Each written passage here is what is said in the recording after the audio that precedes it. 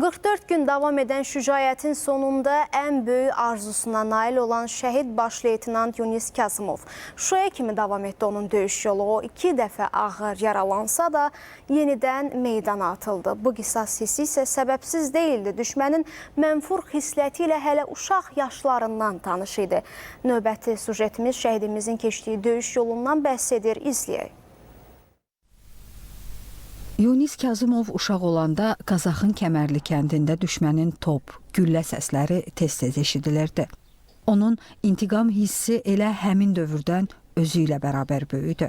Bu amalla da tezliklə peşəkar hərbici kimi yetişdi. Xüsusi təyinatlı qüvvələrinin baş leytenantı Vətən müharibəsi başlayanda döyüşə ilk atılanlardan idi. Onun mərdliyi, onun sevişliyi hərbi illərində başlamamışdır. Ta ki, uşaqlıq dövründə biz onu aşkar etmişdik. Xüsusən qeyd etmək istəyirəm ki, 2-ci Qarabağ müharibəsində Yunis dəfələrlə yaralansa belə, özü könüllü olaraq döyüş meydanına atılmışdır. Yəni, bunun qəhrəmanlığını hər kəs bilir, hər kəs şahid olmuşdur. Mən nə zamansa ona nə ilərsə dərs dedim, bağışladım, amma o mənə zirvəli bağışladı. Bugün onların sayəsində müstəqil, tam torpaqlarımız bütöv, ərazilərimiz bütöv, yerində bax bu formada biz yaşayırıq, bu qürurla, bu arzularla, niyyətlərlə yaşayırıq. Elinə obasına zəfərlə qayıtdı Yunis Kazımov. Qalib qəhrəman bundan sonra da ordu sıralarında xidmətini davam etdirdi. 2022-ci il sentyabrın 12-sindən 13-ünə keçən gecə Kəlbəcərdə düşmən hücumunun qarşısını alarkən şəhadətə ucaldı. Oğlum dastan yazdı. Vətən üçün bu tarix silinməz tarixdir. Zəfər tarixidir.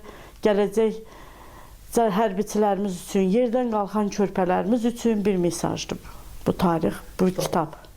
Bu kitab onlar üçün, yəni ki, həmişə bu kitablar yəqin ki, oxunar.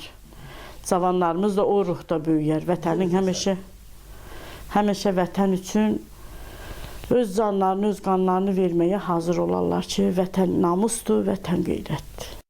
Yunis Kazımov Azərbaycan bayrağı və 3-cü dərəcəli Rəşadət ordeni, Şuşa, Cəbrayıl, Qubadlı və Xocavəndin azad olunmasına görə medalları ilə təltif edilib.